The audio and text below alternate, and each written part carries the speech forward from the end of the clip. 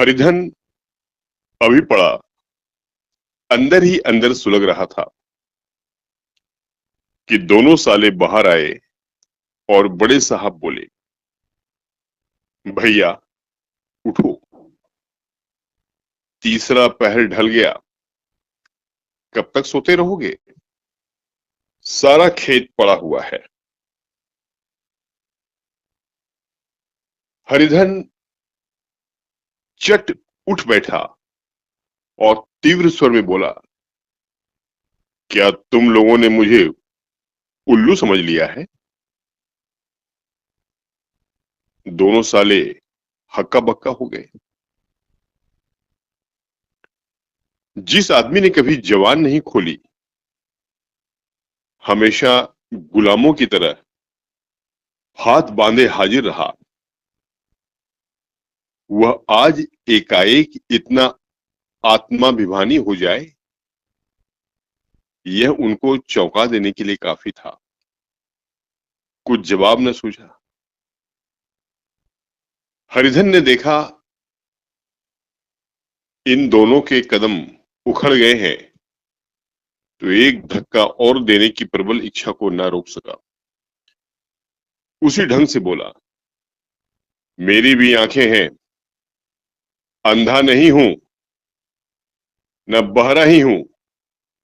छाती फाड़ कर काम करूं और उस पर भी कुत्ता समझा जाऊं, ऐसे गधे और कहीं होंगे। अब बड़े साले भी गर्म पड़े, तुम्हें किसी ने यहां बांध तो नहीं रखा है? अब की हरिधन लाजवाब हुआ, कोई बात न सूझी।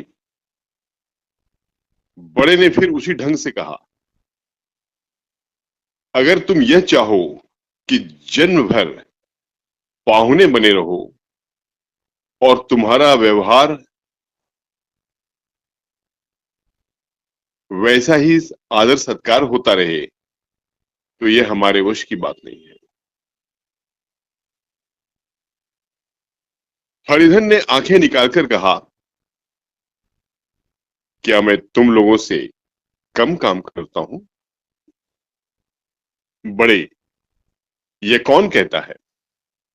हरिधन, तो तुम्हारे घर की नीति है कि जो सबसे ज्यादा काम करे वही भूखों मारा जाए। बड़े, तुम खुद खाने नहीं गए, क्या कोई तुम्हारे मुंह में कौर डाल देगा? हरिधन ने ओठ चबाकर कहा, मैं खुद खाने नहीं गया कहते हुए तुम्हें लाज नहीं आती? नहीं आई थी बहन तुम्हें बुलाने। छोटे साले ने कहा, अम्मा भी तो आई थी, तुमने कह दिया मुझे भूख नहीं, तो क्या करती?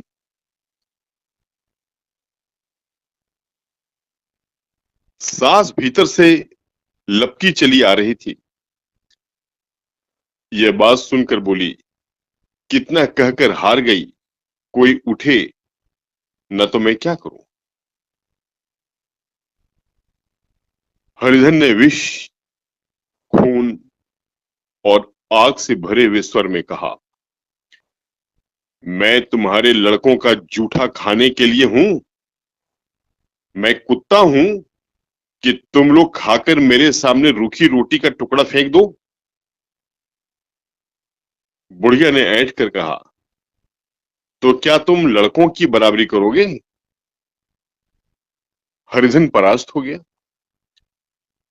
बुढ़िया ने एक ही वाक प्रहार में उसका काम तमाम कर दिया। उसकी तनी भी भवें ढीली पड़ गई, आंखों की आग बुझ गई, फड़कते हुए नथुने शांत हो गए। किसी आहत मनुष्य की भांति वह जमीन पर गिर पड़ा।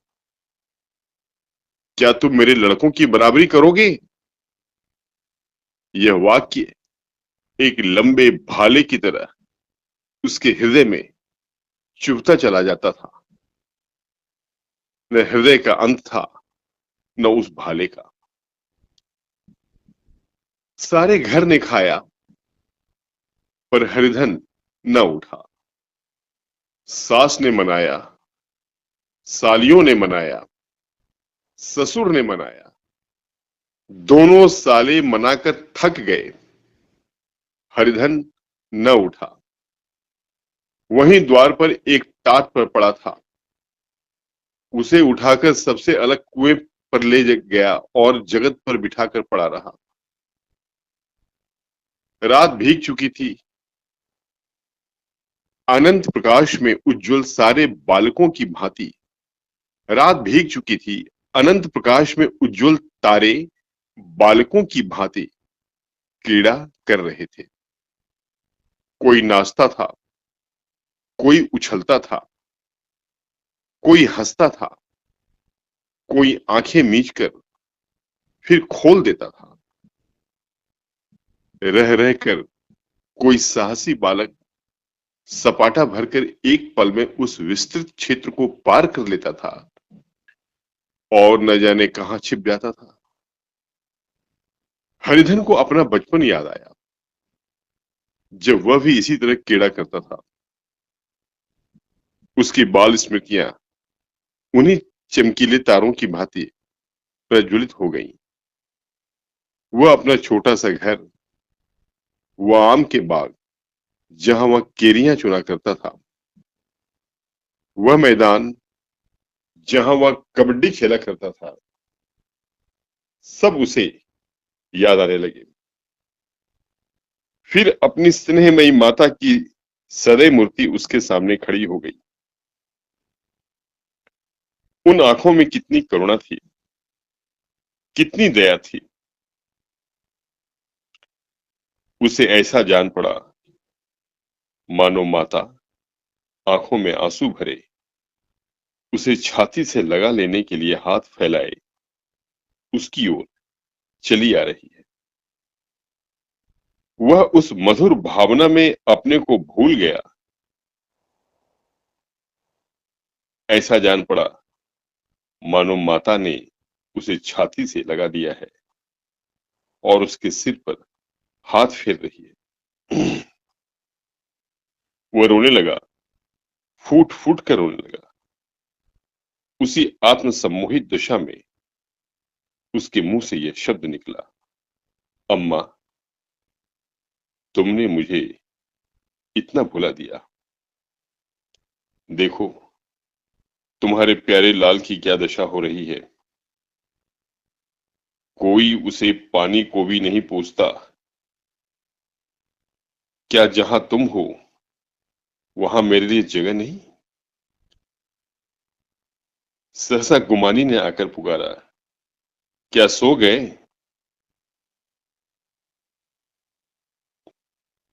क्या सो गए तुम? नौज किसी को ऐसी राक्षसी नींद आए, चलकर खा क्यों नहीं लेते? कब तक कोई तुम्हारे लिए बैठा रहे? हरिधन उस कल्पना जगत से क्रूर प्रत्यक्ष में आ गया।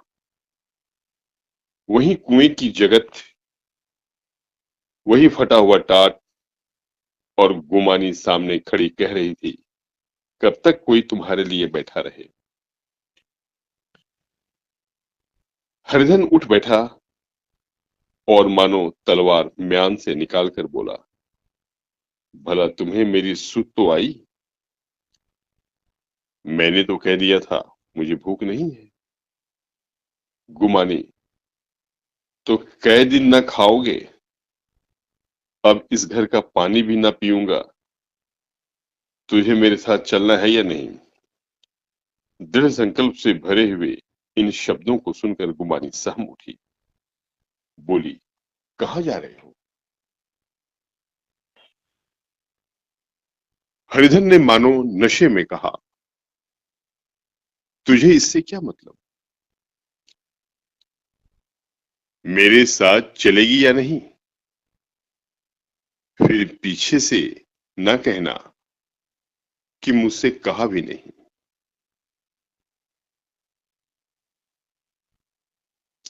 गुमानी ने आपत्ति के भाव से बोली। गुमानी आपत्ति के भाव से बोली, तुम बताते क्यों नहीं? कहाँ जा रहे हो? तुम मेरे साथ चलेगी या नहीं? जब तक तुम बता न दोगी, जब तक तुम बता न दोगे, मैं नहीं जाऊंगी। तो मालूम हो गया, तू नहीं जाना चाहती। मुझे इतना ही पूछना था। नहीं, अब तक मैं आधी दूर निकल गया होता। यह कहकर वह उठा और अपने घर की ओर चला। गुमानी पुकारती रही, सुन लो, पर उसने पीछे फिर कर भी न देखा। 30 मील की मंजिल हरिधन ने 5 घंटों में तय की। जब वह अपने गांव की अमराइयों के सामने पहुंचा तो उसकी मातृ भावना उषा की सुनहरी गोद में खेल रही थी। उन वृक्षों को देखकर उसका विह्वल हृदय नाचने लगा। मंदिर का वह सुनहरा कलश देखकर वह इस तरह दौड़ा मानो एक छलांग में उसके ऊपर जा पहुंचेगा। वह वेग में दौड़ा जा रहा था मानो उसकी माता गोद फैलाए उसे बुला रही हो। जब वह आमों के बाग में पहुंचा, जहां डालियों पर बैठकर वह हाथी की सवारी का आनंद पाता था, जहां की कच्ची बेरों और लिसोड़ों में एक स्वर्गीय स्वाद था, तो वह बैठ गया और भूमि पर सिर झुकाकर रोने लगा, मानो अपनी माता को अपनी विपत्ति कथा सुना रहा हो। वहां की वायु में, वहां के प्रकाश में मानो उसकी विराट रूपणी माता व्याप्त हो रही थी। वहां की अंगुल अंगुल भूमि माता के पद चिन्हों से पवित्र थी। माता के स्नेह में डूबे हुए शब्द अभी तक मानो आकाश में गूंज रहे थे। इस वायु और इस आकाश में न जाने कौन सी संजीवनी थी जिसने उसके शोकार्त हृदय को बालोत्साह से भर दिया। वह एक पेड़ पर चढ़ गया और अधर से आम तोड़ तोड़ कर खाने लगा। सास के वह कठोर शब्द, स्त्री का वह निष्ठुर आघात, वह सारा अपमान वह भूल गया। उसके पांव फूल गए थे, तलवों में जलन हो रही थी, पर इस आनंद में उसे किसी बात का ध्यान न था। सहसा रखवाले ने पुकारा, वो कौन ऊपर चढ़ा हुआ है रे? उतर अभी, नहीं तो ऐसा पत्थर खींच कर मारूंगा कि वहीं ठंडे हो जाओगे। उसने कई गालियां भी दी। इस फटकार और इन गालियों में इस समय हरिधन को अलौकिक आनंद मिल रहा था। वह डालियों में छिप गया, कई आम काट काट कर नीचे गिराए और जोर से ठट्ठा मारकर हंसा। ऐसी उल्लास से भरी हुई हंसी उसने बहुत दिनों से न हंसी थी। रखवाले को वह हंसी परिचित सी मालूम हुई, मगर हरिधन यहां कहा? वह तो ससुराल की रोटियां तोड़ रहा है। कैसा हंसोड़ा था, कितना चिबिल्ला। न जाने बेचारे का क्या हाल हुआ। पेड़ की डाल से तालाब में कूद पड़ता था। अब गांव में ऐसा कौन है? डांट कर बोला, वहां बैठे बैठे हंसोगे तो आकर सारी हंसी निकाल दूंगा, नहीं सीधे से उतर जाओ। वह गालियां देने जा रहा था कि एक गुठली आकर उसके सिर पर लगी। सिर सहलाता वह बोला, यह कौन शैतान है? नहीं मानता ठहर तो मैं आकर तेरी खबर लेता हूं। उसने अपनी लकड़ी नीचे रख दी और बंदरों की तरह चटपट ऊपर चढ़ गया। देखा तो हरिधन बैठा मुस्कुरा रहा था। चकित होकर बोला, अरे हरिधन, तुम यहां कब आए? इस पेड़ पर कब से बैठे हो? दोनों बचपन सखा वहीं गले मिले। यहां कब आए? चलो घर चलो भले आदमी। क्या वहां आम भी मैसर न होते थे? हरिधन ने मुस्कुराकर कहा, मंगरू, इन आमों में जो स्वाद है वह और कहीं के आमों में नहीं है। गांव का क्या रंग ढंग है मंगरू, सब चैन चैन चान है भैया। तुमने तो जैसे नाता ही तोड़ दिया। इस तरह कोई अपना गांव घर छोड़ देता है? जब से तुम्हारे दादा मरे सारी गिरस्ती चौपट हो गई। दो छोटे छोटे लड़के हैं, उनके किए क्या होता है? हरिधन, मुझे अब उस गृहस्थी से क्या वास्ता है भाई। मैं तो अपना ले दे चुका। मजूरी तो मिलेगी ना। तुम्हारी गैया मैं ही चला दिया करूंगा। मुझे खाने को दे देना।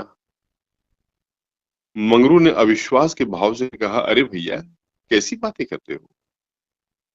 तुम्हारे लिए जान तक हाजिर है। क्या ससुराल में अब न रहोगे? कोई चिंता नहीं, पहले तो तुम्हारा घर ही है, उसे संभालो। छोटे छोटे बच्चे हैं, उनको पालो।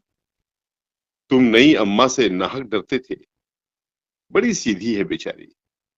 बस अपनी माँ ही समझो, तुम्हें पाकर तो निहाल हो जाएगी। अच्छा, घरवाली को भी तो लाओगे? हरिधन, उसका अब मुंह न देखूंगा। मेरे लिए वह मर गई। मंगरू, तो दूसरी सगाई हो जाएगी। अब की ऐसी मेहंदियां ला दूंगा कि उसके पैर धो धोकर पियोगे। लेकिन कहीं पहली भी आ गई तो? हरिधन, वह न आएगी। हरिधन अपने घर पहुंचा तो दोनों भाई भैया आए कहकर भीतर दौड़े और मां को खबर दी। उस घर में कदम रखते ही हरिधन को ऐसी शांत महिमा का अनुभव हुआ, मानो वह अपनी मां की गोद में बैठा हुआ है। इतने दिनों ठोकरें खाने से उसके हृदय कोमल हो गया था। जहां पहले अभिमान था, आग्रह था, हेकड़ी थी, वहां अब निराशा थी, पराजय थी और याचना थी। बीमारी का जोर कम हो चला था। अब उस पर मामूली दवा भी असर कर सकती थी। किले की दीवारें छिद चुकी थीं। अब उसमें घुस जाना असाध्य न था। वहीं पर वही घर जिससे वह एक दिन विरक्त हो गया था, अब गोद फैलाए उसे आश्रय देने को तैयार था। हरिधन का निरवलंबन मन यह आश्रय पाकर मानो तृप्त हो गया। शाम को विमाता ने कहा, बेटा, तुम घर आ गए, हमारे धन भाग। अब इन बच्चों को पालो। मां का नाता न सही, बाप का नाता तो है ही। मुझे एक रोटी दे देना, खाकर एक कोने में पड़ी रहूंगी।